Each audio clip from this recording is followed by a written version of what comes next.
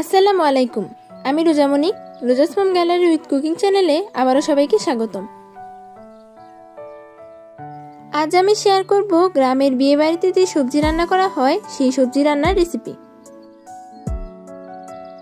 যারা খুব সহজে সবজি রান্না করতে চান তারা আমার এই রেসিপি ফলো করে সবজি রান্না করতে পারেন। আশা করি ভালো লাগবে। এই রেসিপির জন্য আমি বিভিন্ন ধরনের সবজি নিয়েছি। ফুলকপি, সিম, আলু, টমেটো, বেগুন, গাজর, পেঁপে, বাঁধাকপি, কাঁচামরিচ, ধনিয়া পাতা ও পেঁয়াজ নিয়েছি। এবার সবজিগুলো একই সাইজে কেটে নিব। কাটার পর আমার প্রত্যেকটা সবজি একই সাইজের হয়েছে। পেঁপে ও বাঁধাকপি হালকা ভাপ দিয়ে নিব, এতে করে রান্নার পর খেতে অনেক ভালো লাগবে। এবার প্রত্যেকটি সবজি আলাদা করে ধুয়ে নিব। এবার সবজি রান্নার জন্য একটি পাতিল নিব। এবার একে একে সব সবজি পাতিলে ঢেলে নিব।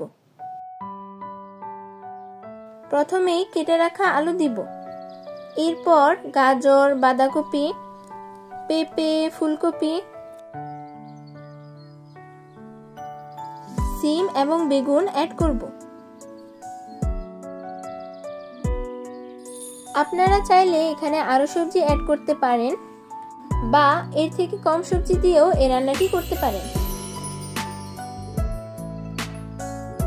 এবার কিউব করে কেটে রাখা টমেটো টুকরো, কাঁচামরিচ ফালি ও পেঁয়াজ কুচি অ্যাড করব। সব সবজি দেওয়ার পর আমি এখানে মশলাগুলো অ্যাড করব। এবার সবজিতে 2 চামচ হলুদ গুঁড়ো, 2 চামচ মরিচ গুঁড়ো, স্বাদমতো লবণ, 2 চামচ ধনিয়া গুঁড়ো অ্যাড করব।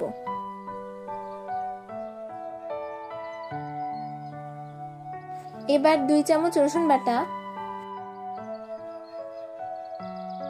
2 চামচ আদা বাটা অ্যাড করব।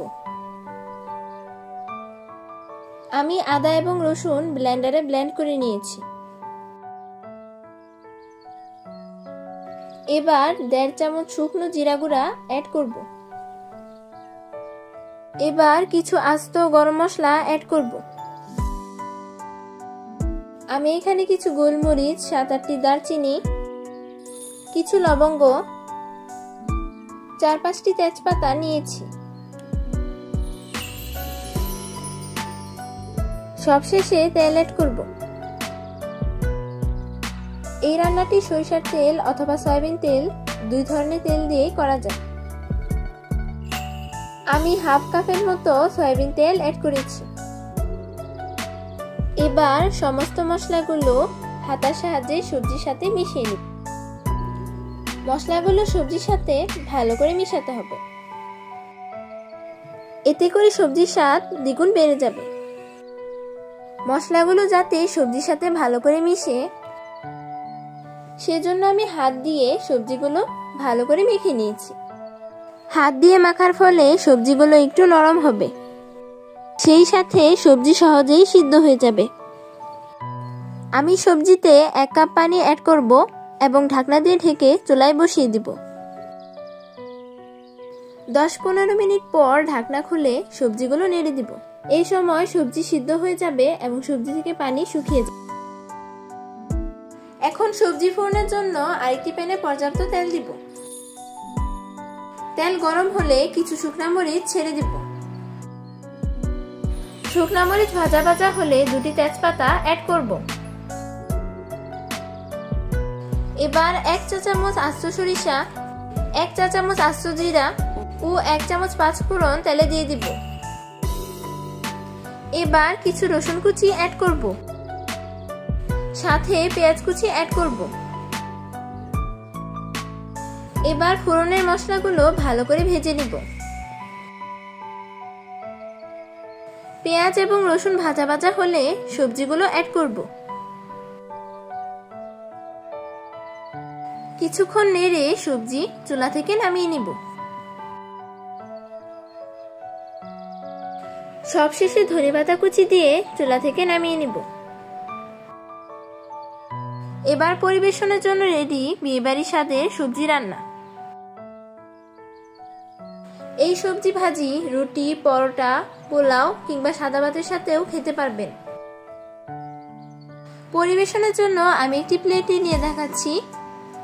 দেখুন সবজি ভাজিটা কতটা লোভনীয় হয়েছে, সেই সাথে খেতেও অনেক সুস্বাদু হয়েছে। বিয়েবাড়ির সবজির আসল স্বাদ পেতে আমার এই রেসিপিটি ফলো করে রান্না করতে পারেন। আশা করি যে কখনো সবজি রান্না করেননি সে খুব সহজেই সুস্বাদু সবজি রান্না করতে পারবেন। যে সকল বন্ধু আমার চ্যানেলে নতুন, সবাই আমার চ্যানেলটি সাবস্ক্রাইব করে বেশি বেশি লাইক, কমেন্ট এবং শেয়ার করবেন। সবাই সুস্থ থাকবেন, ভালো থাকবেন। আল্লাহ হাফেজ।